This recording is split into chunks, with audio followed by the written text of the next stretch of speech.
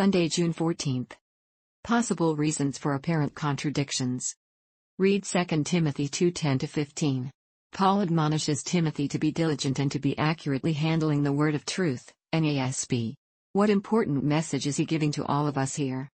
No thoughtful and honest student of Scripture will deny the fact that there are things in the Bible that are difficult to understand. This situation should not disturb us. In fact, in a sense, those difficulties are to be expected.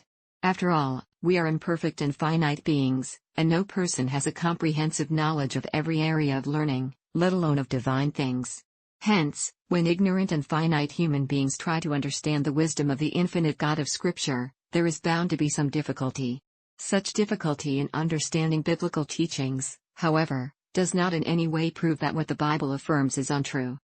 Those who dismiss the biblical teaching of divine revelation and inspiration often declare those difficulties to be contradictions and errors.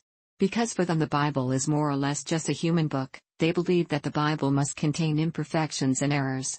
With such a mindset, there is often no serious attempt to look for an explanation that takes into consideration the unity and trustworthiness of Scripture that results from its divine inspiration. People who start to question the first pages of Scripture, the creation account, for instance, may soon be led to cast into doubt and uncertainty much of the rest of Scripture, as well. Some discrepancies in Scripture might be due to minor errors of copyists or translators. Ellen G. White has stated, "Some look to us gravely and say, 'Don't you think there might have been some mistake in the copyist or in the translators?'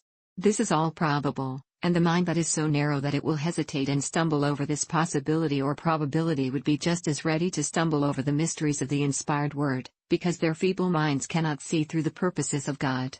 Yes, they would just as easily stumble over plain facts that the common mind will accept, and discern the divine, and to which God's utterance is plain and beautiful, full of marrow and fatness.